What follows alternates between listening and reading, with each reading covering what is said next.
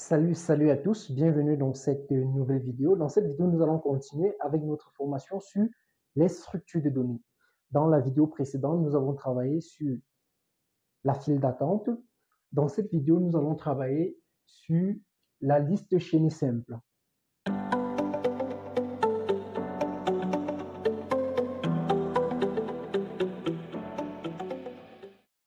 Déjà, c'est quoi une liste chaînée simple? C'est un ensemble de nœuds, ou bien une collection de nœuds formant une séquence linéaire.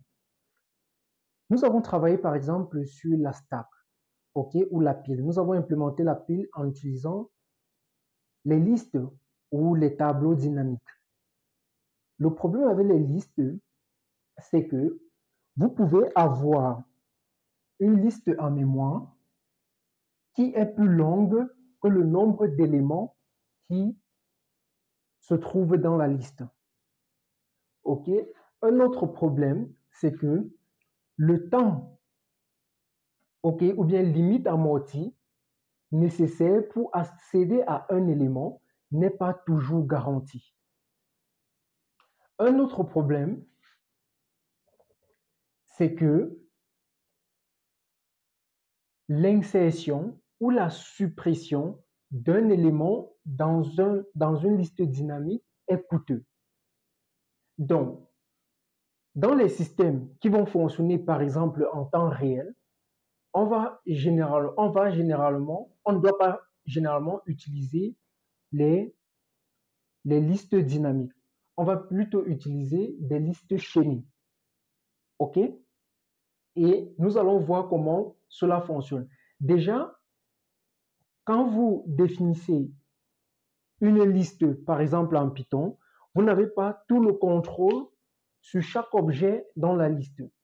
Quand vous créez un élément dans la liste, il faut savoir que cet objet a plusieurs attributs que généralement, ce n'est pas vous qui définissez, c'est le langage. Mais avec les listes chaînées, vous avez ce contrôle. Donc, nous allons voir comment les listes chaînées fonctionnent.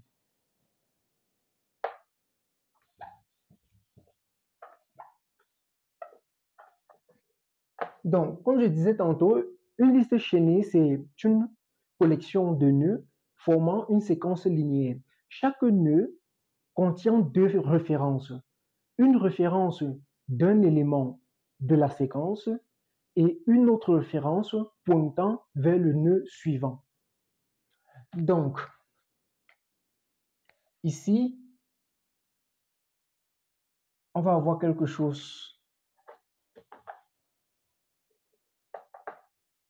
Nous allons avoir quelque chose comme ceci.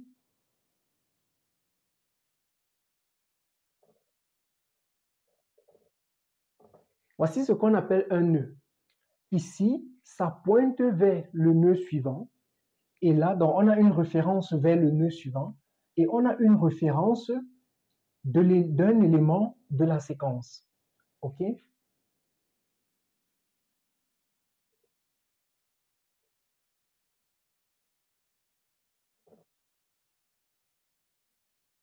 Voilà. Donc, si on veut représenter, ici, je peux avoir objet 1, objet 2, Donc, cela donnera quelque chose comme ceci. Objet 1 qui pointe vers le deuxième nœud. Objet 2 qui pointe vers le troisième nœud. Objet 3, ainsi. Ça c'est une liste chaînée simple. Parce que nous avons trois types de listes chaînées. Donc, ici, nous allons d'abord voir les listes chaînées simples. Dans la vidéo qui va suivre, nous allons passer au deuxième type. Ici, nous avons ce qu'on va appeler le head. Donc, ici, nous avons la tête, et ici, nous avons tail, la queue,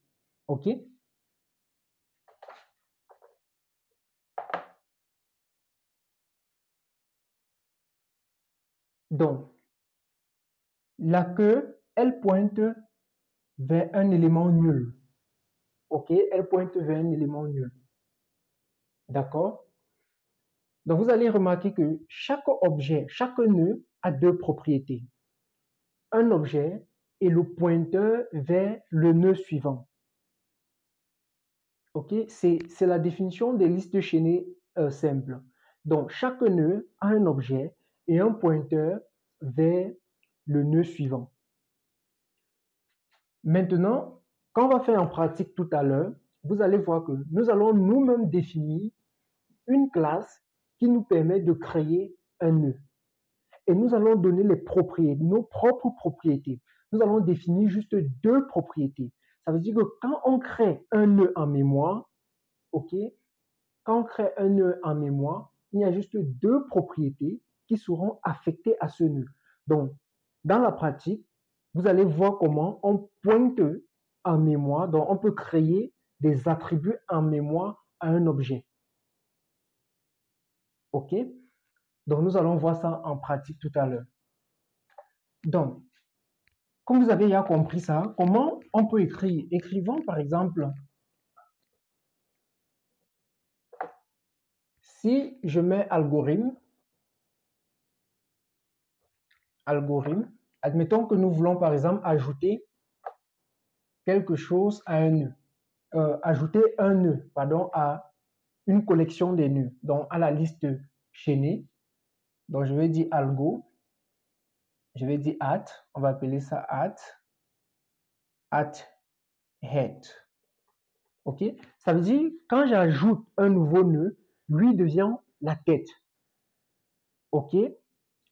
Donc quand j'ajoute, il devient la tête. Donc on peut ajouter au niveau de la tête et on peut aussi ajouter à la fin. N'est-ce pas? Donc commençons à ajouter au niveau de la tête pour voir. Donc quand je vais ajouter, il va falloir quoi? Il va falloir l'élément que je vais ajouter en question. On est d'accord? Il va falloir l'élément que je vais ajouter en question. Donc on va dire élément par exemple. Et là, je vais dire en tête, mon en tête. Ici, je peux mettre même une liste. Je peux mettre la liste directement. Et je mets l'élément. Donc ici, on a la liste chaînée. Donc je peux dire mon en-tête est égal au nœud. Est égal au nœud. Donc je crée un nœud de l'élément. OK? Je viens de créer un nœud qui a pour élément ou pour objet E. OK? Maintenant, il reste quoi? Il reste la référence vers l'élément suivant. Donc, ce que je peux venir ici, je fais maintenant head, par exemple, point next égale à L, OK, dans la liste en question, la liste chaînée, point head. OK? Donc, ceci n'a rien à voir avec le head que nous venons de créer, n'est-ce pas? Une liste chaînée a un head. Donc, quand on ajoute un élément, je crée le nœud et je pointe pour lui donner la valeur du next, je prends le head de la liste en question. Techniquement, ça veut dire ça. OK? Ici, nous avons notre head. Ça, c'est la liste, n'est-ce pas? Je crée un autre nœud. Je veux que le nœud-ci devienne le head, n'est-ce pas? Pour qu'il devienne le head, il faut déjà que celui-ci ne soit plus le head, que celui-ci soit le next du nœud-ci. C'est ce que je fais en fait. Donc, mon nœud a pour élément ça, il lui reste la référence de l'élément suivant qui est ça. OK? Donc, qu'est-ce que je fais? Je prends toute ma liste, je récupère son head et je pointe comme next de cet élément. OK? Super. Donc, après ça, ce qu'on va faire, on va donc maintenant dire liste.head devient quoi? Donc, la liste proprement dit, point head devient quoi? L'élément aussi maintenant. OK? Tout simplement. Donc, le head de la liste devient le nœud que nous avons créé. OK? Tout simplement. Donc, devient le head. On est d'accord? Donc, c'est tout. Et là, maintenant, la taille, j'incrémente dans la taille de la liste. Donc, je vais dire L point, par exemple, size est égal, donc on va dire plus 1. OK? Une incrémentation simplement. Ici, il y a beaucoup d'abstraction, OK? Mais on comprend. Parce qu'on ne va pas tout détailler parce qu'il faut une classe nœud et tous les attributs définis, tout ça. Donc, c'est juste pour expliquer. OK? Juste pour expliquer. Maintenant, ça, c'était pour ajouter en arrière au niveau du head. On peut aussi ajouter vers l'avant. Comment? C'est simple. Regardez, pour ajouter vers l'avant, donc ici, je vais mettre tail.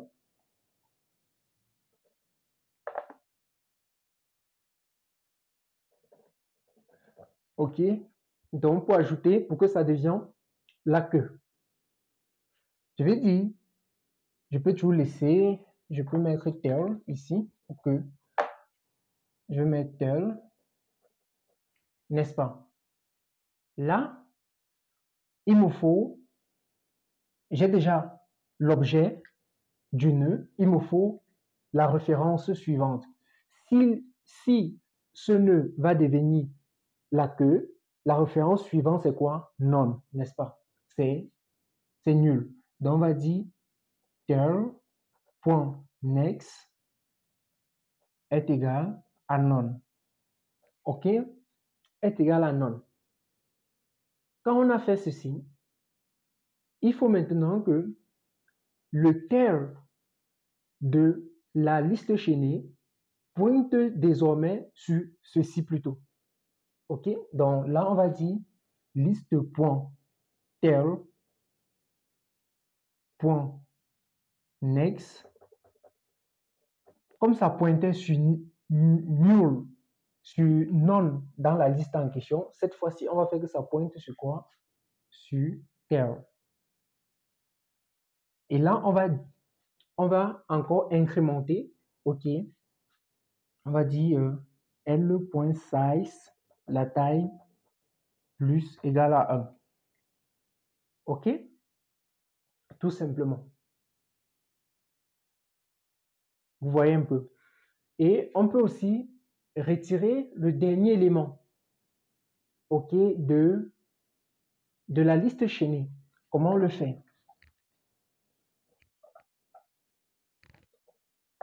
Donc là, je vais dire remove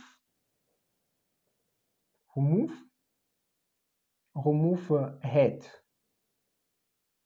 OK? Pour retirer, qu'est-ce que je vais faire? Techniquement, regardons déjà pour pouvoir comprendre ce qui va se passer. C'est très simple pour retirer. Voici le head, n'est-ce pas? Ça, c'est le head. Donc, si je vais retirer cet élément de ma liste, ce nœud, autant pour moi, de ma liste chaînée, tout ce que j'ai à faire, c'est de faire que l'élément-ci devient, la liste devient le head, tout simplement.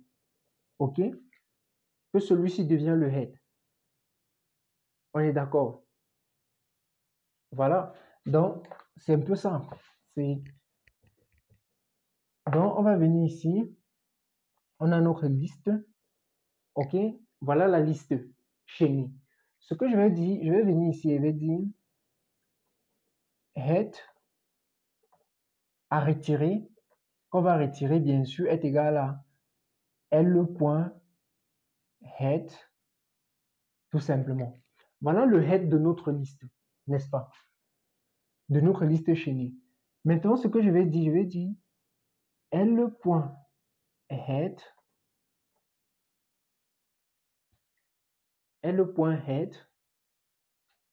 est égal, ok, regardez bien, est égal à L.head.next. Ok? Donc le head-ci, OK, le head, je voulais dire, le head de notre liste pointe à la référence de l'élément suivant. Mais je dis maintenant que le head de ma liste doit être l'élément suivant du head normalement. OK? Ça se comprend, n'est-ce pas? Donc, doit être l'élément suivant du head tout simplement. OK? Et là, je peux donc dire L.size égale à L.size moins égale à 1. Donc, on décrémente. Et si on veut, on peut retourner la valeur qu'on vient de retirer dans head. On peut retourner le nœud ou bien l'élément qui se trouve dans le nœud, tout simplement. OK? Ça, c'est retirer un élément vers la tête. Retirer un élément vers la queue est très possible, mais il va falloir parcourir toute la liste. OK? Ce qui va faire déjà appel à une complexité à O de n, ce qui n'est pas bon, n'est-ce pas? OK? D'où la limite de cette liste chaînée simple. C'est là où on va faire appel aux listes circulaires, aux listes doublement chaînées qu'on va voir dans la prochaine vidéo. Mais ici déjà, ça nous permet par exemple d'implémenter quoi? Par exemple la pile, ok, en utilisant les listes chaînées simples. Et c'est ce qu'on va faire en pratique. Donc on va réimplémenter la pile en utilisant les listes chaînées simples, en créant nous-mêmes nos variables en mémoire, ok, en ayant le contrôle total dessus. Donc, à nous revoir dans la partie pratique où nous allons faire cela. Merci.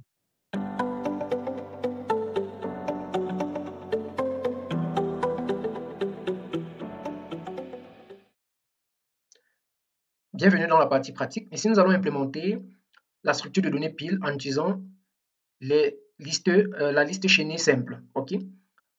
Donc, je vais créer une classe. On va appeler link stack. OK? Pour dire qu'on implémente la stack en utilisant les links. OK? Donc maintenant, je vais mettre une classe imbriquée. Cette classe imbriquée va nous permettre de créer des nœuds. Elle doit être privée, ok, une classe privée. Et là, on va déterminer les propriétés de cet objet en mémoire. Donc avec le slot, donc ça doit avoir élément, chaque nœud a un élément, n'est-ce pas? Et le pointeur vers l'objet suivant, dans next. Init.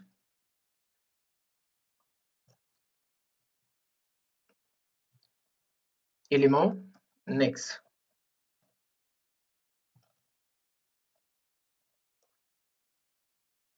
Élément égale element surf dot.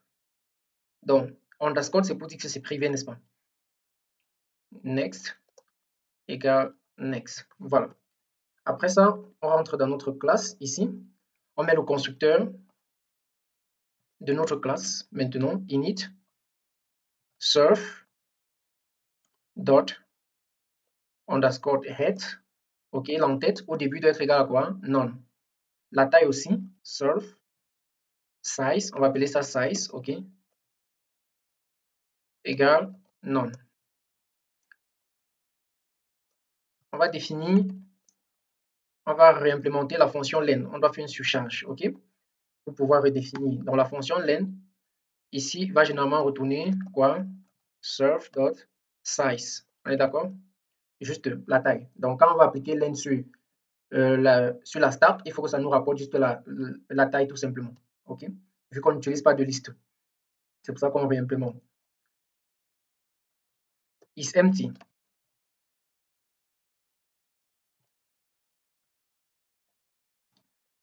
Return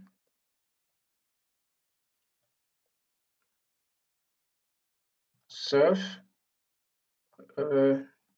dot size égale à 0.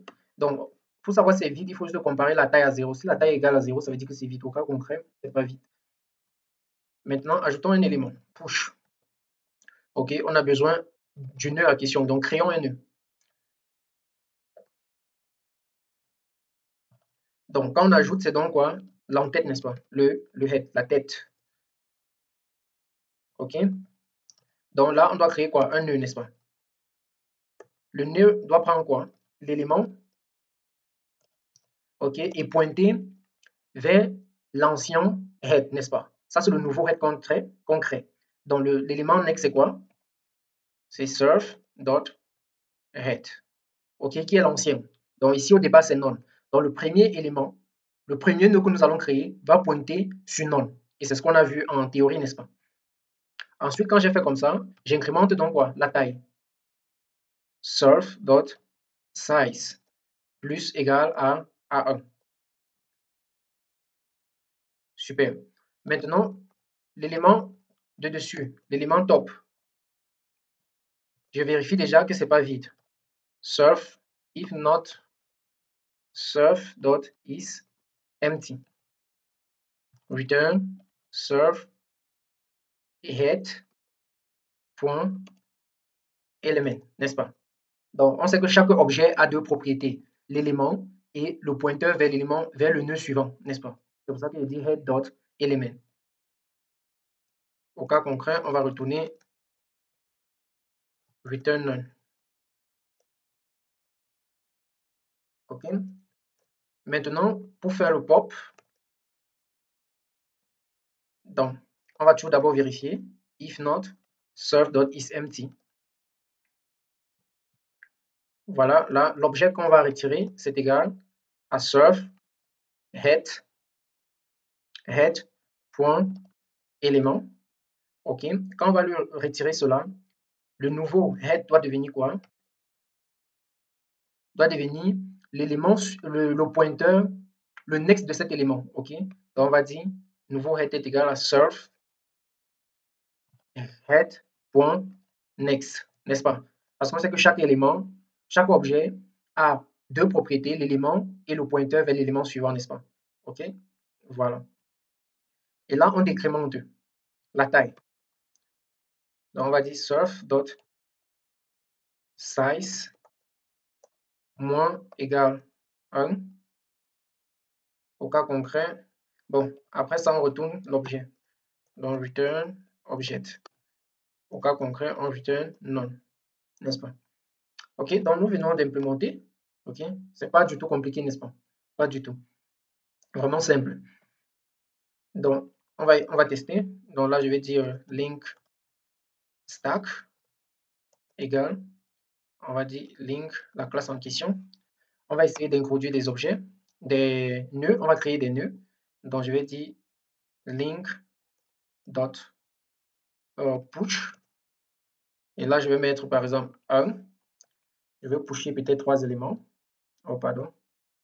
Je vais pusher 3 éléments. Donc, voilà, CTRL D sur Python. OK. Donc, voici le dernier nœud à être créé. Donc, c'est un objet qui a pour élément 3, n'est-ce pas? Donc, si je fais print, je dis la taille est 2 points. Je fais quoi? Len. Je pense qu'on a implémenté len, n'est-ce pas? OK, super. Donc, je vais faire len de link start pour voir la taille, n'est-ce pas? Maintenant, après, je vais faire print. Donc, on va faire un pop. Donc, link start point. Donc, commençons d'abord dans le top pour voir l'élément qui est au-dessus. OK. Ensuite, print. On va dire, on va faire un pop. OK. Ensuite, on va encore faire un top. Donc, après le pop, on vérifie pour voir l'élément qui est au-dessus. Link start top. OK. Pour se rassurer que tout fonctionne. Et après ça, on peut encore regarder la taille. Print. La taille est 2 points. Len link stack. N'est-ce pas? Donc là, on va exécuter. Ici, on a un problème. On supported operand plus or none. OK. Size. On va regarder pourquoi à la ligne 20.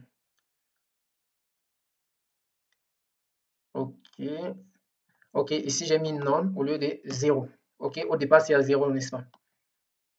Donc, c'est ça le problème. Super. Donc, au départ, la taille c'est 3. Ensuite, on a fait un top. L'élément, c'est ça. OK, qui est 3. C'est 3 qui est au-dessus. Ensuite, on a fait un pop. On a retiré 3. Maintenant, on regarde l'élément qui est au-dessus. On voit que l'élément qui est au-dessus, c'est 2. Cette fois-ci, on regarde la taille. On voit que c'est maintenant plutôt 2. N'est-ce pas? Super. Donc maintenant, vous savez comment utiliser cette structure de données euh, single linked list, OK, une liste chaînée simple. Donc vous pourriez maintenant implémenter utiliser pour résoudre plusieurs problèmes dont les listes dynamiques ne peuvent pas vous aider à implémenter cela. Vous pouvez utiliser ceci, n'est-ce pas? Parce que nous avons vu les avantages d'utiliser les linked lists. OK? Donc, à nous revoir dans la prochaine vidéo où nous allons travailler sur les Circular Linked Lists.